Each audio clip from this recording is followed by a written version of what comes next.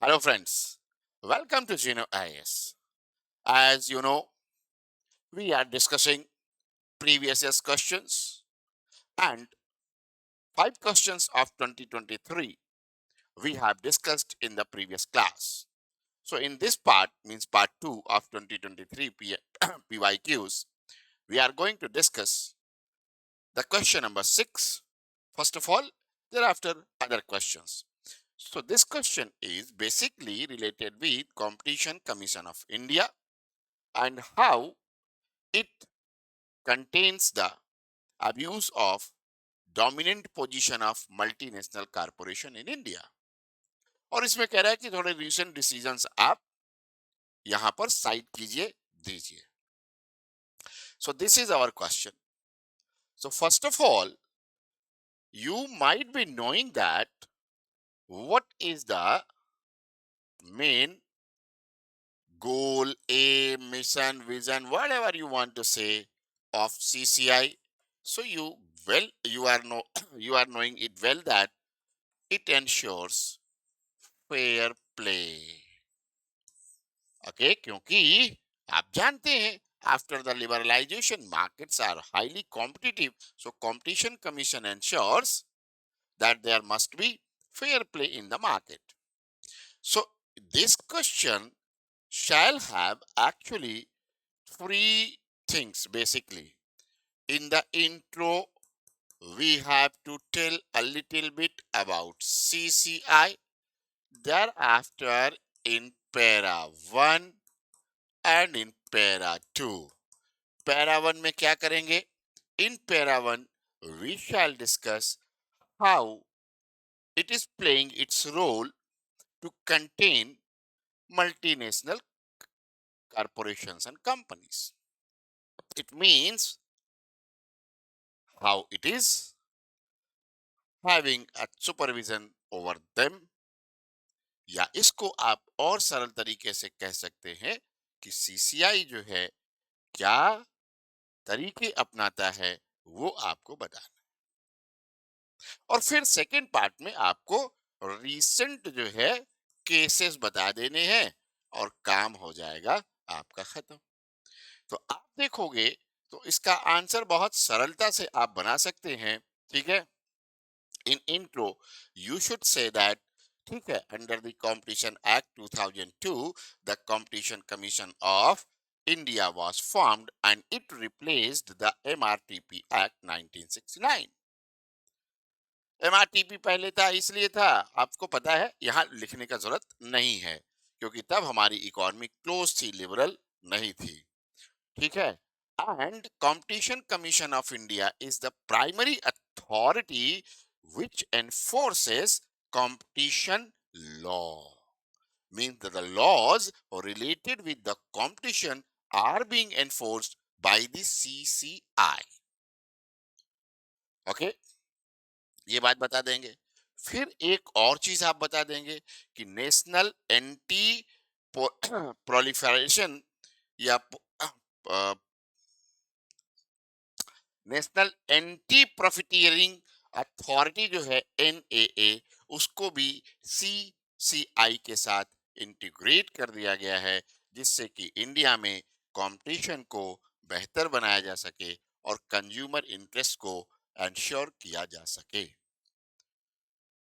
तो this is a simple intro. इसके बताने के बाद आप आगे बढ़ जाएंगे इसके उत्तर में. रोल ऑफ सीसीआई, या अब आप जो है यहां मैंने रोल ऑफ सीसीआई लिखा है, आपको लिखने की जरूरत नहीं है. आप सीधे पैराग्राफ शुरू करेंगे तो कहेंगे कि in containing the abuse of power, sorry, abuse of dominant position by MNCs, CCI uses RCCI has following things to do. आप चाहे तो पॉइंट्स में लिखे और चाहे तो पैरा में लिख दें.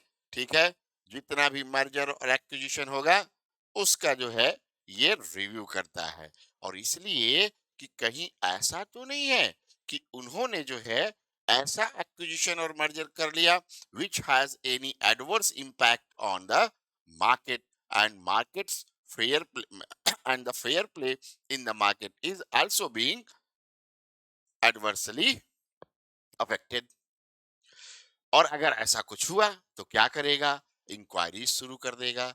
तो सीसीआई का सेक्शन 19(1) जो है, इसको क्या करता है? इनिशिएट करने का, इंक्वायरीज इनिशिएट करने का अधिकार देता है। और ये चाहे तो सुओ मोटो भी कर सकती है inquiry, as well as on the basis of any complaint, या फिर किसी तरह के इंफॉर्मेशन जो हैं वो स्टेक होल्डर्स के द्वारा अगर उसको मिली है तो उसके बेसिस पर भी जो है ये कर सकता है। और अगर कोई रेफरेंस गवर्नमेंट अथॉरिटीज से आया है, on the basis of that it can initiate inquiries. अब इनिशिएट करेगा इंक्वायरी तो इसका मतलब ये हुआ कि कुछ एक्शन भी होगा। तो कुछ एक्शन होता रहता है, उसे अभी हम लोग केस लॉज में देखेंगे। अब जो है इसने क्या किया है कि व्हाट्सएप की प्राइवेसी का प्रोब भी इसने करवाया था। आपको याद होगा, when there was a rumor that WhatsApp has given such kind of conditions, अगर उसको नहीं माना गया गवर्नमेंट ऑफ इंडिया द्वारा तो WhatsApp जो है ऐसा कर देगा वैसा कर देगा, and finally we know that कुछ नहीं कर पाया WhatsApp। सो प्राइवेसी इशू को लेकर के भी इसने जांच की थी, इंक्वायरी की। अगर आप बात करेंगे तो competition commission has conducted an inquiry about the privacy issue of the WhatsApp. Apart from that, we as a consumers are also being aware by the CCI. CCI provides us the knowledge about our rights, and encourages us to report any kind of anti-competitive practice. Thereafter, you should write that it ensures fair competition. फिर अब जो है fair competition में ये क्या करता है, तो आप यहाँ बता सकते हैं एक एग्जाम्पल के तौर पर कि गूगल का जो डोमिनेंस एक्सप्लॉइटेशन हुआ था उसको लेकर के गूगल के अगेंस्ट इसने दिया डिसीजन और कहा कि जितना भी रिस्ट्रिक्शंस हैं गूगल के द्वारा, ठीक है, डिवाइस मेकर्स पर, उसे हटाना होगा, चाहे वो एंड्रॉयड डिवाइसेस हो और चाहे iOS।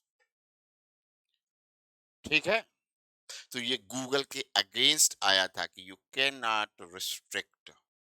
तो CCI has given this decision, और आपको पता है कि डिसीजन दिया है सीसीआई ने तो मानना पड़ेगा।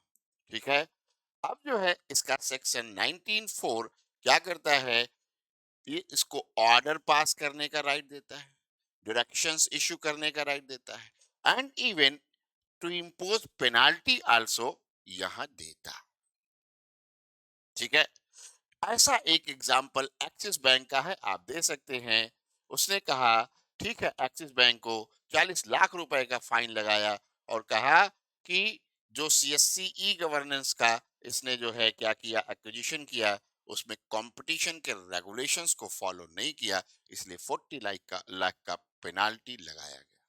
ध्यान रखिएगा, मैंने थोड़ी देर पहले भी कहा था, actually the decisions given by CCI are binding and it has given under section 19(5) clause 5।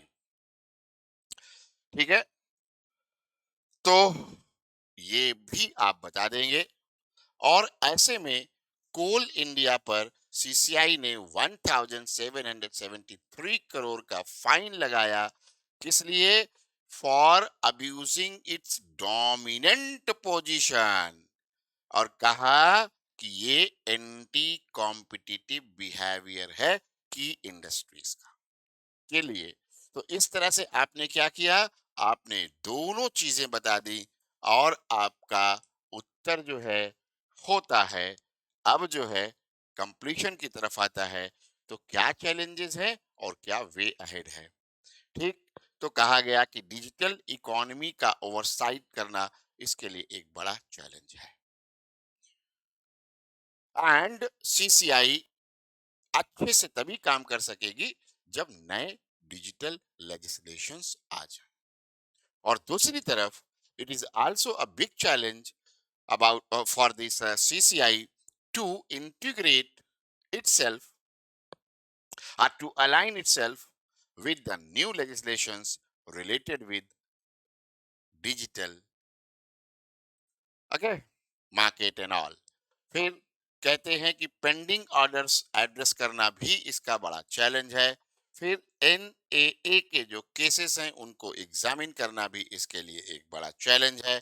Global anti trust and technologies का जो इम्पैक्ट पड़ रहा है उसमें जो है ये क्या कहते हैं टेक्नोलॉजिकली एडवांसमेंट और एंटी ट्रस्ट जो प्रैक्टिसेस हैं उन पर भी इसे वो भी इसके लिए एक बड़ा चैलेंज है।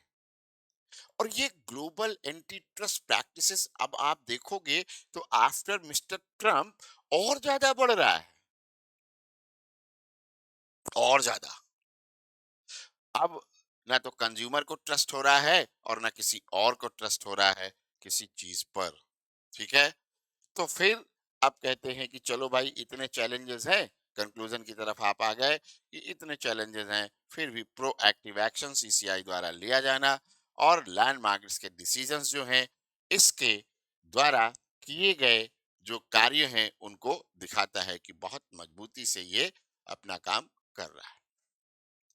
फिर इंडिया की इवॉल्विंग मार्केट के बारे में थोड़ा सा बता दीजिए कि इंडिया का जो इवॉल्विंग मार्केट है उसमें सीसीआई का रोल और ज्यादा एनहांस हुआ है, इंक्रीज हुआ है।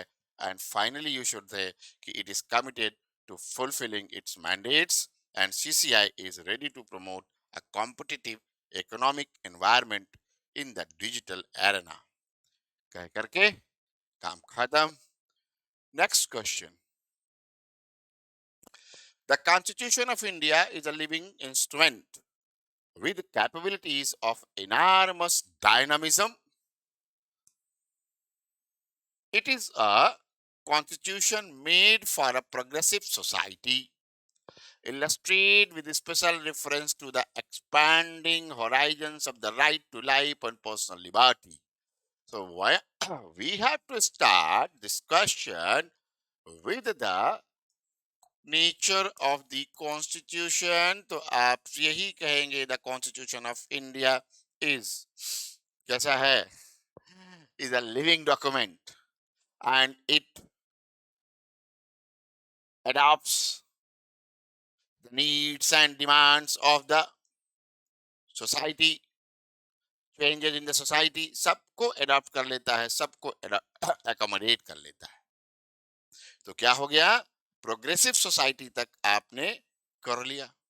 फिर उसी के आगे बढ़ेंगे, आप बताएंगे कि साहब इसका जो है right to life and personal liberty का होराइजन तो बहुत बढ़ता गया है and how it expanded from Maneka Gandhi up to right to privacy shelter this that सब डालते चले जाइए और बता दीजिए।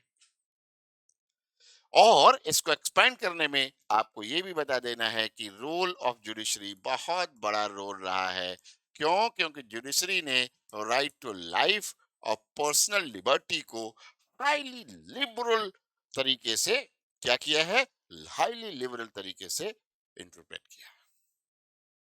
ठीक है, this is the entire answer. मतलब क्या करना है साहब, इंट्रो, सीधे बताओ कॉन्स्टिट्यूशन कैसा है ना, डायनामिक हो जाएगा। फिर अगले बार आगे बढ़ते हुए आपको बताना है कि इस कॉन्स्टिट्यूशन में क्या खास है, डायनामिज्म कैसा है और ये कैसे प्रोग्रेसिव सोसाइटी को की नीड्स और डिमांड्स, उसी इंट्रो में आप बता देंगे कि सोसाइटी का नीड्स डिमांड चेंजेस सब एकोमोडेट करता रहता है।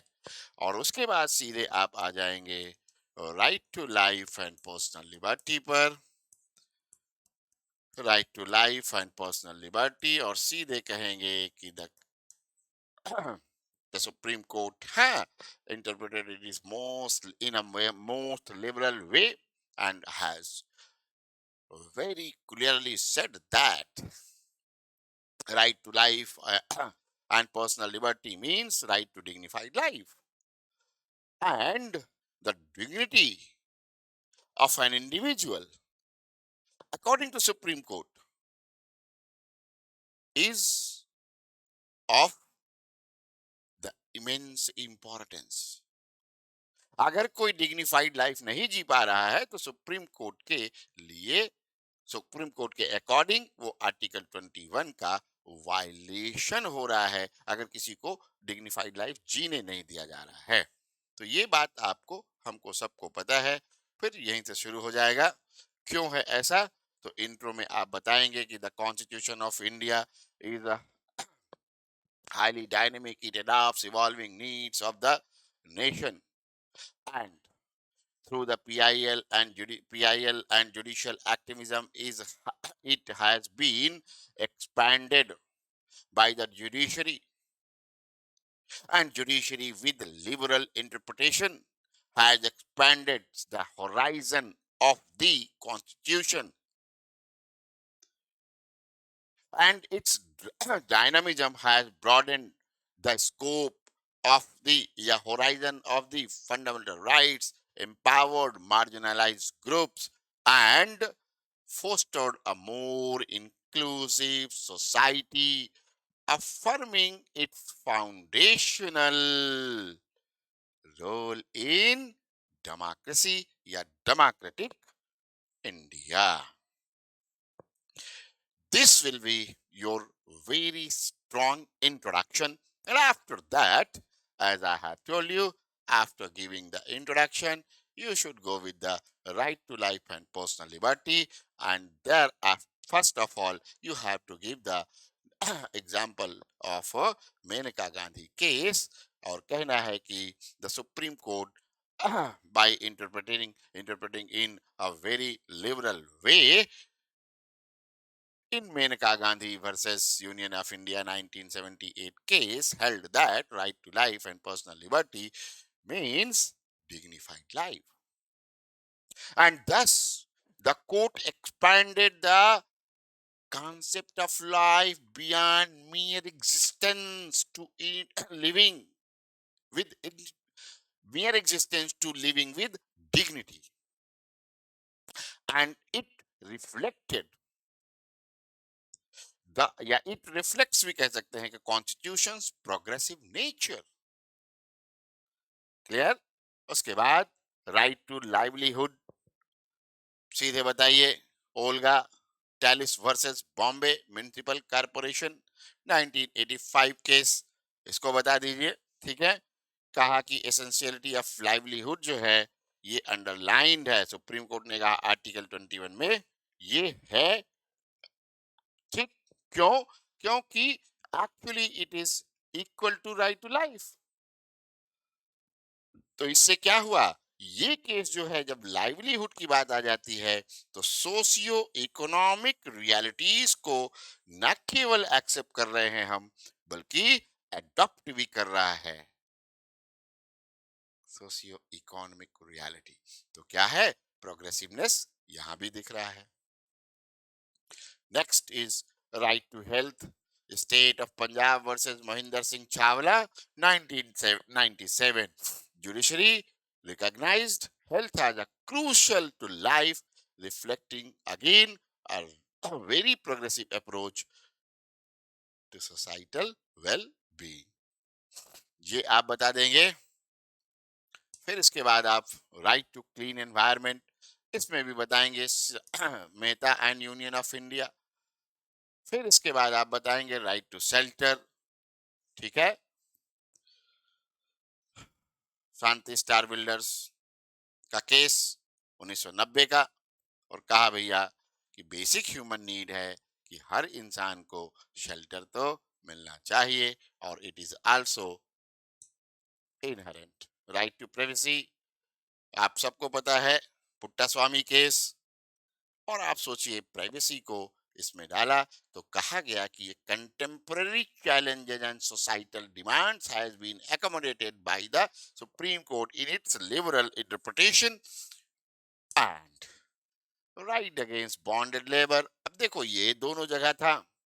आपको पता है begar is restricted, In fact, prohibited, not restricted.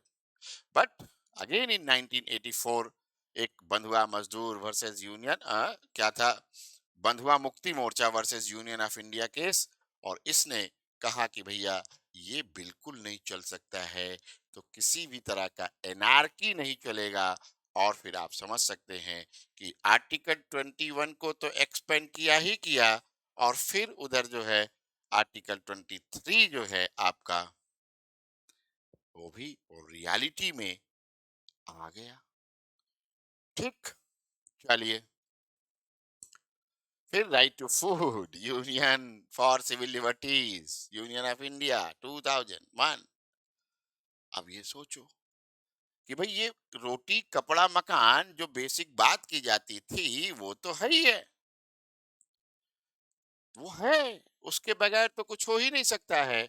और इस तरह से 21 के स्कोप को बढ़ाते हुए क्या कर दिया, ठीक है, दिखाता है कॉन्स्टिट्यूशन ऑफ इंडिया कि यह बहुत ही डायनेमिक नेचर का है। ठीक है, और इस तरह से जितनी भी इवॉल्विंग नीड्स एंड डिमांड्स हैं सोसाइटी की, चैलेंजेस हैं, उन सबको ये अकोमोडेट करता है, अडॉप्ट करता है। ये आप प्रूव करके आगे बढ़ जाएंगे। चलिए next question, account for the legal and political factors responsible for reduced frequency of using article 356 by the union government since mid 90s। एक समरी ले लीजिए इस केस की, तो क्या करना होगा, सॉरी इस क्वेश्चन की। so in the introduction, first of all you have to tell about article 356 means the president rule in states imposed by center at the president of India, वही लिखेंगे जो आर्टिकल में है। ठीक है, the president of India can impose this, ठीक, according to article 356। और मैं आपको कह रहा हूं please right the text of article 356 here, do not deviate, ध्यान रखना है।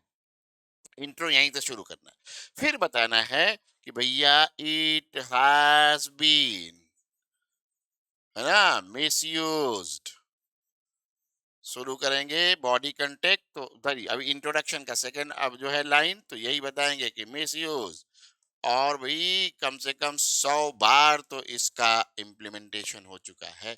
100 times president rules have been imposed, and many other times it was alleged that there was nothing but the political rivalry, and that is why the state governments were removed by imposing president rule। ये लिखना है, जरूर लिखना है, ठीक है।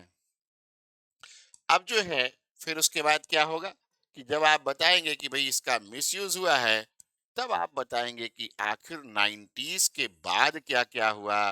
तो collision government आ गई, रीजनल पार्टीज का उदय हो गया, इमरजेंस हुआ रीजनल पार्टीज का, फिर जो है आपका एसआर बोम्मई केस, ठीक, चाहे तो सबसे पहले बम्बई लिख देंगे, फिर उसके बाद Sarkaria commission report, पुंची commission report, है ना, this will be your answer, simple.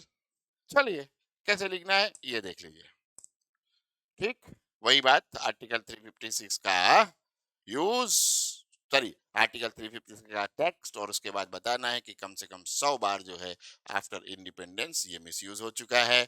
और फिर आप सीधे आ जाएंगे वही सारी चीजें, एस आर मई केस, देर आफ्टर फेडरलिज्म जो को उसने बेसिक स्ट्रक्चर कहा, ठीक है, सुप्रीम कोर्ट ने ये बता दीजिए। और जब federal structure is the basic structure of the constitution of India, इसका मतलब ये हुआ कि फेडरलिज्म को डैमेज नहीं कर सकते। एंड आर्टिकल 356 अगर जरूरत नहीं है कोई ऐसी पॉलिटिकल राइवलरी या पॉलिटिकल गेन के लिए लगाया जा रहा है, तो इसका मतलब क्या हुआ कि मिसयूज किया जा रहा है ना। तो ये ध्यान रखिएगा, ये लिख देना है। फिर इंस्टीट्यूशनल मैकेनिज्म्स की थोड़ी सी बात कर देनी है, इंटर स्टेट काउंसिल बनाया, ठीक है, फिर सरकारिया कमीशन, फिर सेंट्रल स्टेट रिलेशंस पर और जो है, हालांकि पुंछी कमीशन का रोल बहुत ज्यादा नहीं है इसके मिसयूज को रोकने में, हाँ सरकारी कमीशन का है, ये जरूर आपको लिख देना है। आगे बढ़ जाना है साहब, ठीक है। फिर एक केस बताना है कि Rameshwar Prasad versus union of India case में सुप्रीम कोर्ट ने प्रेसिडेंट रूल का जो प्रोक्लेमेशन हुआ था बिहार का 2005 का, उसको नलीफाई कर दिया। अब ये अलग बात है कि रिस्टोरेशन ऑफ असेंबली नहीं हो पाया, लेकिन 356 के आधार पर जो वहां पर लगाया गया था उसको रोक दिया। ठीक है, ये जरूर बताएंगे। अब इसके क्या फैक्टर्स हैं, 90s के बाद और क्या फैक्टर्स हो गए। 90s के बाद सबसे पहले Bommai case, thereafter what factors have contributed to reduce its use और द मिसयूज, वही आ गया, coalition government, emergence of regional parties, है ना। फिर राज्यसभा का कंपोजिशन भी थोड़ा चेंज हुआ, ठीक है, क्योंकि रीजनल पार्टीज आई तो बहुत बार राज्यसभा में रूलिंग पार्टी का मेजोरिटी भी नहीं रहा, और अप्रूवल तो चाहिए दोनों हाउसेस से। ठीक, फिर कुछ एक्टिव रोल जो है प्रेसिडेंट ने भी दिखाए, लाइक इन 1997 के आर नारायण साहब ने सीधे सीधे उत्तर प्रदेश में जो प्रेसिडेंट रूल लगाने का रिकमेंडेशन था उसको वापस भेज दिया था, फिर चुपचाप हो गई थी सरकार, कुछ की नहीं। और कुछ जगहों पर यह भी आ रहा है कि बहुत ज्यादा इंटीग्रिटी जो है गवर्नर्स की, उसने भी मामले को ठीक किया। जैसे तमिलनाडु में सुरजीत सिंह बरनाला ने 1990 नब्बे 91 के दौरान रिपोर्ट भेजने से ही मना कर दिया कि यहाँ जो है क्या हो गया है, ऐसा सिचुएशन क्रिएट हो गया है कि अब कॉन्स्टिट्यूशनल मशीनरी फेल है, वो जो आपका 356 का टेक्स्ट है, ग्राउंड है ना भाई, फेलियर ऑफ कॉन्स्टिट्यूशनल मशीनरी, तो वैसा रिपोर्ट देने से ही बरनाला साहब ने मना कर दिया था। ठीक, चलिए, तो ये भी एक अच्छी बात थी, और इसके बाद आप बता देंगे फाइनली कंक्लूजन में कि भैया ऐसा है, इसलिए ऐसा हो गया। सिंपल क्वेश्चन था, ज्यादातर लोग जानते हैं आप कि क्या इसमें लिखना चाहिए था। फिर इसके बाद ये है कि constitutional perspective, next question, constitutional perspective of gender justice with the help of relevant constitutional provisions and case laws. भाई देखो, directive principle of state policy में सीधे जेंडर जस्टिस का बात तो हुआ ही हुआ है, लेकिन अगर आप देखोगे तो आर्टिकल 14 में भी जेंडर जस्टिस है, rule of law, without any discrimination there must be equality before the law and equal protection of the laws, rule of law, है ना। तो जेंडर जस्टिस का मामला जब आप लिखेंगे तो सबसे पहले मैं चाहता हूं कि आप एक लाइन ये जरूर बताइए कि इन इंडिया इनजस्टिस बहुत ज्यादा रहा है जेंडर को लेकर के, there have been injustice, and there is a big thing, there is a there is still a lot of things to do to establish gender justice, लेकिन उसको पैरा फर्स्ट में यानी कि इंट्रो में आप नहीं लिखेंगे, तो क्या करना है, सबसे पहले थोड़ा सा इसको बताना है जेंडर जस्टिस का कंडीशन। तो सबसे पहले बताएं व्हाट इट मींस, ठीक, व्हाट इट मींस, सबसे पहले आप बताइए। thereafter सिचुएशन, ठीक है, तो आप पीछे से चले जाइए कि बहुत हजारों सालों से यहाँ पर जेंडर जस्टिस का इग्नोर किया गया, ठीक है। फिर उसके बाद जो है आप जब बता देंगे ये सारी चीजें, तो फिर सीधे आ जाएंगे आप कॉन्स्टिट्यूशनल पर्सपेक्टिव की तरफ, फिर आर्टिकल 14 से आगे बढ़ते हुए आप जाएंगे और फिर आप डीपीएसपी तक जाएंगे, फिर केस लॉज बताएंगे और काम आपका कंप्लीट हो जाएगा आंसर लिखने का, है ना। देखिए, मैंने सीधे लिख दिया, in India given the deep rooted patriarchal norms, क्या हो गया, achieving gender justice is Paramount. ठीक है, the constitution as India's foundational text robustly advocates for this cause. Gender justice refers, अब यहाँ बता दीजिए कि जेंडर जस्टिस क्या होता है। ठीक है, तो बता देंगे कि भैया fair treatment of all genders ensuring equal rights and opportunities, बता दीजिए। अब तो हम लोग ट्रांसजेंडर को भी राइट्स दे रखे हैं, इसलिए कोई दिक्कत की बात नहीं है। फिर प्रेम्बल से उठाइए जस्टिस, फिर आर्टिकल 14, 15(1), 15(3), ऑल दीज। अब बताएंगे कि preamble ensures justice social, economic and political and equality of status and opportunity. So here it is for all, no any biasness on the basis of gender, or no any favor or disfavor on the basis of justice. Thereafter, Article 14, equality before the law without any discrimination. Thereafter, Article 15(1), based on sex, सीधे सीधे discrimination को रोकता है।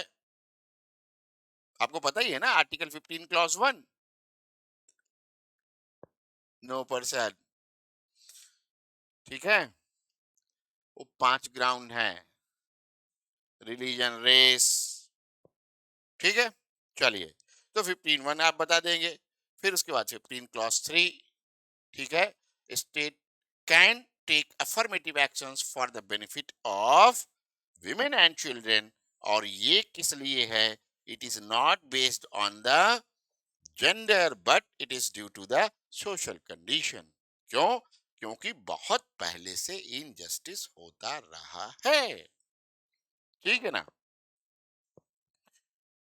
चलिए, article 16, equality of opportunity, article 23, human trafficking and force labour का जो है prohibition, फिर आर्टिकल 39A एंड 39D, ये बड़ा अच्छा है, equal pay for equal work and equal means of livelihood. ठीक है, for every generation. Okay, no generation is here, sorry, no gender is here, no, there is no any gender specific provision in any provision of the constitution.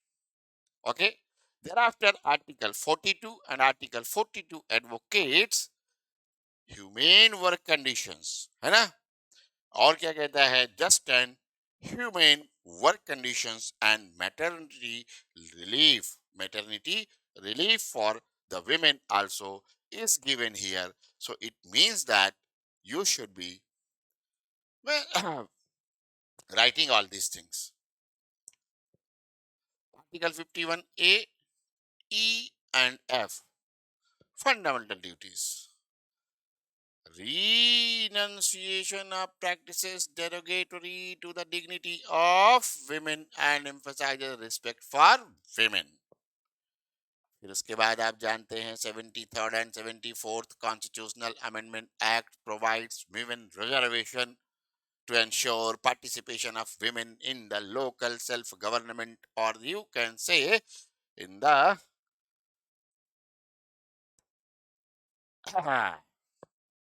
साहबानो case में क्या हुआ 1985 में, maintenance rights of women.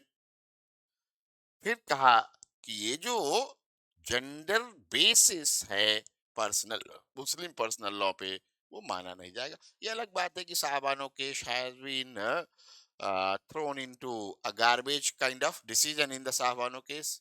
Rajiv Gandhi government change the, वो बहुत सारी कहानी है, उसमें नहीं जाना अपने को। चलिए, फिर उसके बाद Vishakha versus state of Rajasthan 1997 case, ये खूब चलता है।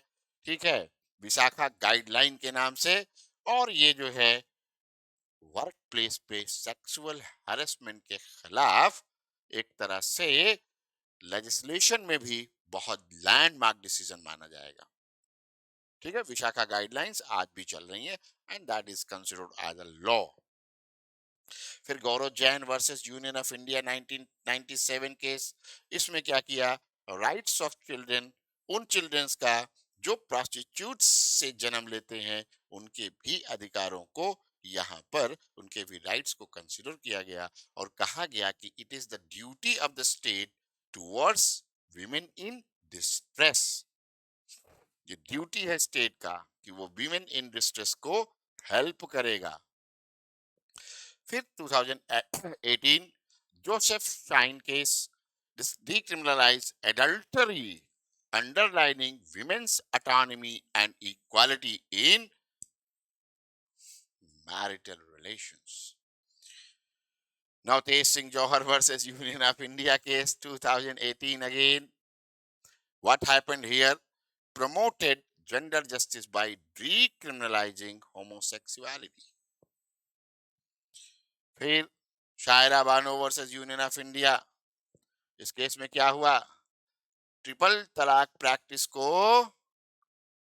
अनकॉन्स्टिट्यूशनल डिक्लेयर किया गया। तो मुस्लिम विमेन के इंडिविजुअल राइट्स को भी प्रोटेक्शन मिला। Indian young lawyers association versus state of Kerala case again in 2018, Sabarimala temple वाला इशू, फिर विमेन राइट्स का जो है वहां पर हुआ और फिर कहा गया कि विमेन कैन एंटर। ये अलग बात है, कंट्रोवर्सी हुआ, फिर अभी कुछ लोग कहते हैं नहीं जाने देता। तो इसके बाद आप क्या करोगे, after writing all these things you have to conclude your answer by writing one or two line as according to the question only। सीधे जो क्वेश्चन में है इस क्वेश्चन के आंसर में, मतलब लास्ट क्वेश्चन के आंसर में वही चीज मेंशन कर देनी है जो क्वेश्चन पूछ रहा है एज अ कंक्लूजन, बस उसका जवाब देते हुए। अब ये क्वेश्चन तो खैर रिपीट कभी नहीं हो सकता है किसी जगह में, क्योंकि इसमें सिग्निफिकेंस ऑफ 101st का जो है अमेंडमेंट का पूछ रहा है और कैसे ये फेडरलिज्म को अकोमोडेट करता है। हम सभी जानते हैं by this amendment act GST was properly introduced and it was also evident that the state governments have ratified. It means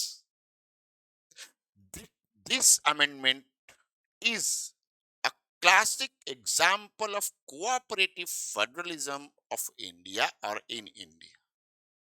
Isn't so? कि भाई सेंटर ने लाया, पार्लियामेंट लेकर के आई, स्टेट्स का जो सेल्स टैक्स था वो खत्म हो रहा था, central government has accepted several conditions also, बड़ी लंबी चौड़ी चलती रही, जीएसटी काउंसिल बनी, फिर ये सब बहुत कुछ हुआ, compensation and all. But what I want to make here clear that states cooperated very smoothly। तो ऐसे कह सकते हैं कि ये जो है कोऑपरेटिव फेडरलिज्म का एक बड़ा एग्जाम्पल रहा है। And the answer of this question is also very simple. आप सीधे बताएंगे कि यूनिफॉर्म टैक्सेशन फ्रेमवर्क को लाया गया by this 101 constitutional amendment act. अब इससे क्या हुआ, it has altered the financial relations between center and states and made that more cooperative and collaborative। ये लिखना जरूर, मजा आ जाएगा एग्जामिनर को कि क्या एसेंस दिया है इंट्रो में, है ना। इसके बाद जो है आप क्या करेंगे, बढ़ जाएंगे आगे।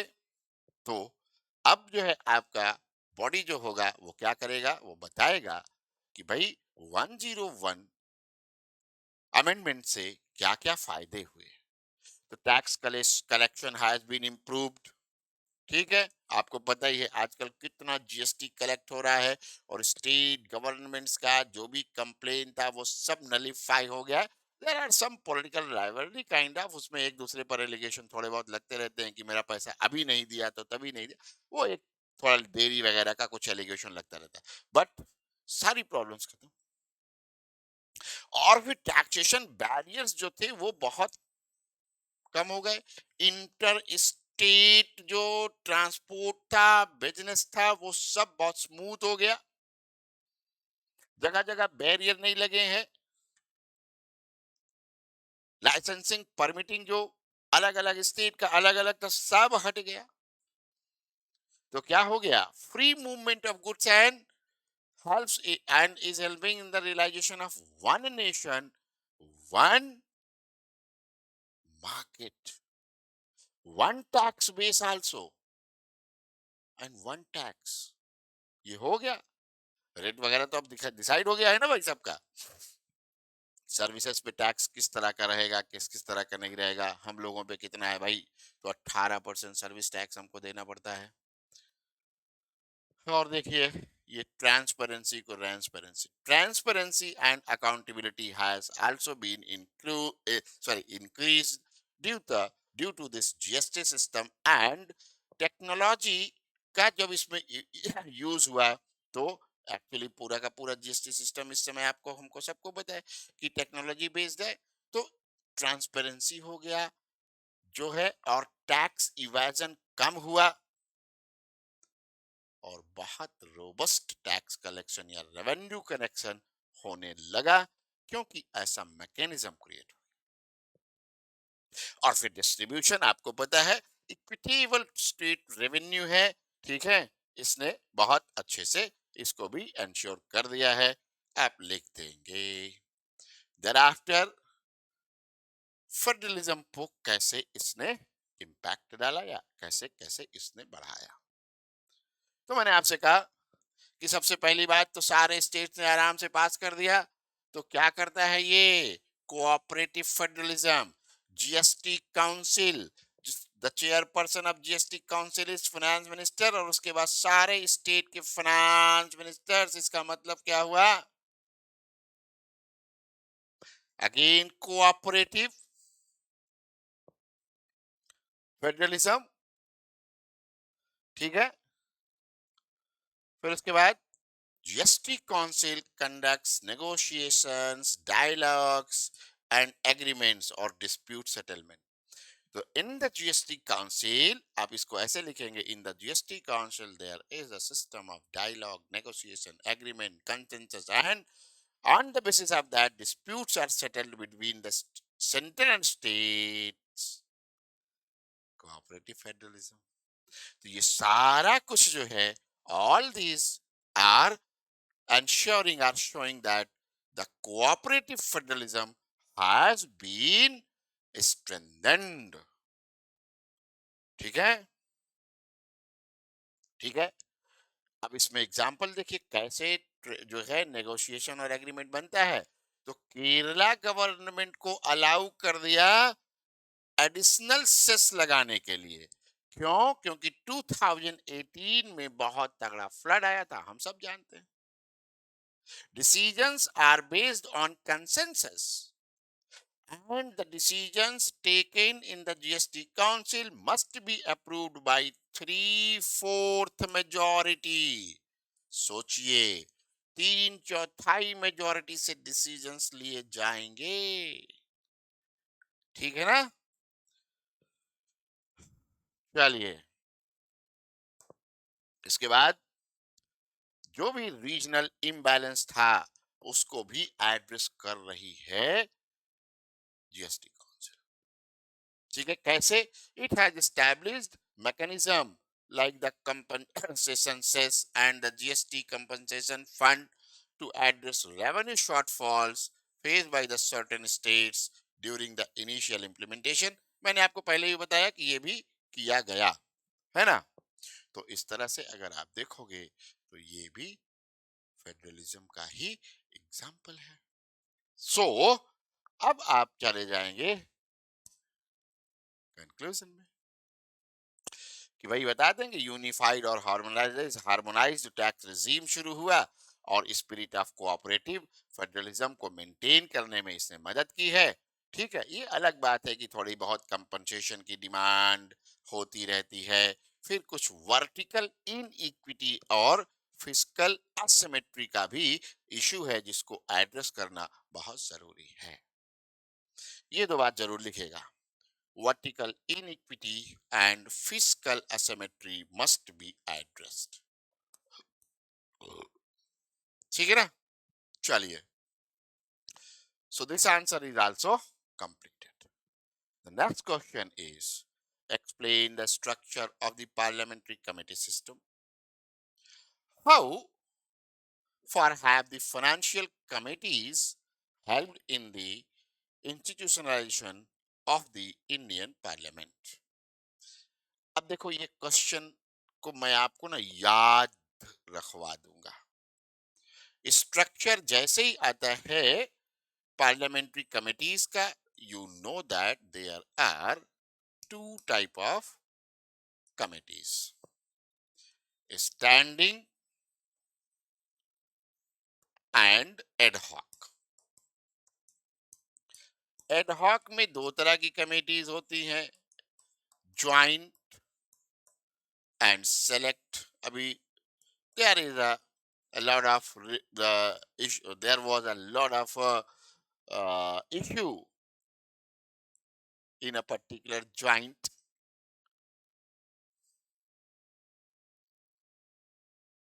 Parliamentary committee. चलिए, अब स्टैंडिंग कमेटीज दो तरह की होती हैं, है ना।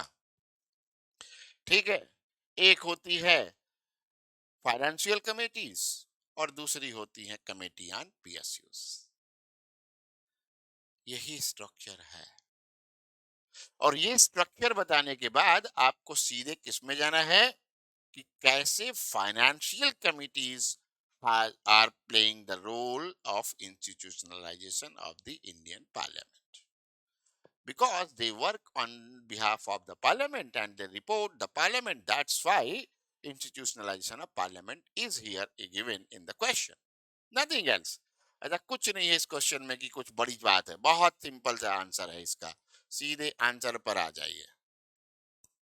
ठीक है, वही बात, फाइनेंशियल डिपार्टमेंट रिलेटेड। अब फाइनेंशियल कमिटीज का बता देंगे कि public account committee, estimate committee, committees on public undertaking. Okay, thereafter you have to tell department related like committee on defence, committee on agriculture, committee on energy etcetera. And ad hoc committees are of two types, joint and select. So this is the structure of the parliamentary committees। After this, role of financial committees सीधे आप बता दीजिए। तो क्या करती हैं सारी financial committees, तो दोनों को अलग अलग सबसे ज्यादा जरूरी है बताना, पीएसी और एस्टिमेट कमेटी को आप बता दीजिए।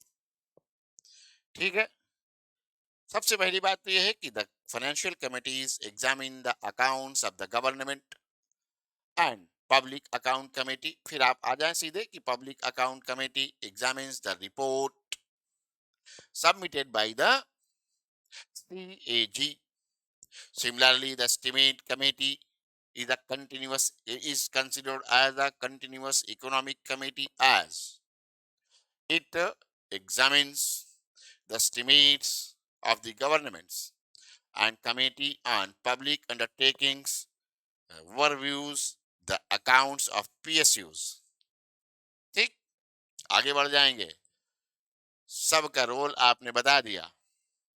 अब इससे क्या होता है, तो इससे होता है, क्या करेंगे आप थोड़ा थोड़ा बता देंगे कि पीएसी जो है, जो रिपोर्ट का एग्जामिनेशन करती है, so it report and if finds any irregularity, then it submits its report to the parliament, and in the parliament government is held accountable, क्योंकि उससे सवाल पूछा जाता है। ठीक है, ठीक है ना। पब्लिक अकाउंट कमेटी ने ऑडिट रिपोर्ट सीएजी की करनी है तो ऑफिशियल्स को बुला सकता है टेस्टिफिकेशन के लिए, टेस्टिफाई करने के लिए।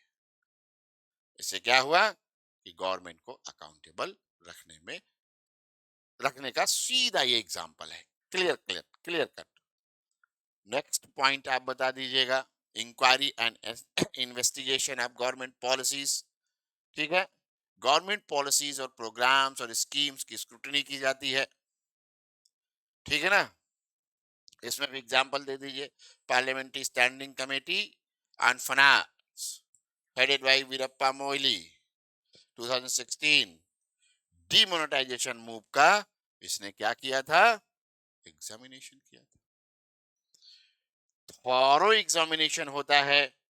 ठीक है, सब कुछ highlighted several concerns regarding plugging the defense shipyards segment. No question were asked in the Lok Sabha upon the same. That's why आप ये कह सकते हो कि पीएससी ने ये बड़ा काम किया इस मुद्दे को उठा करके। लेकिन अब इसमें दो तरह का चैलेंज है। पहला चैलेंज है कि it is to be said that financial committees of the parliament do the postmortem work like postmortem work। तो आप कह देंगे कि इसका मतलब ये है कि actually when the expenditure is done then the financial committees examine, so there is no very strong or there is no any check before the expenditure। हाँ, लेकिन बाद में जैसे पोस्टमार्टम के कई फायदे हैं वैसे इसके भी हैं। पोस्टमार्टम वर्क है तो क्या हुआ, बहुत सारे मुद्दों पर बड़े बड़े खेल होते हैं। लाइक आप देखेंगे तो कोल वाले मसले पर री एलोकेशन हुआ, री ऑक्शन हुआ। फिर एडवाइजरी नेचर है इसका, ये केवल रिकमेंडेशंस करती है and it depends upon the government to take action और नॉट टू टेक एक्शन। फिर आप कंक्लूजन में कहेंगे तो these are the challenges and issues, then also ठीक है क्या करती हैं, they provide a framework for effective scrutiny of government finance, enhances accountability and transparency, and contribute to prudent financial management, and their recommendations serve as valuable inputs for policy formulation and implementation। एक चीज में और जोड़ दीजिएगा, as well as to hold the departments or the officials accountable। ठीक, तो ये आपका आंसर कंप्लीट हो जाएगा। So these are the very effective kind of answers which you can write in your exam, or you can say if any question comes related with this type of issues which we have discussed, or with these type of topics, then also you can have an oversight how to write well, how to write the best answer। Thank you very much, we'll meet again in the next class। Thank you।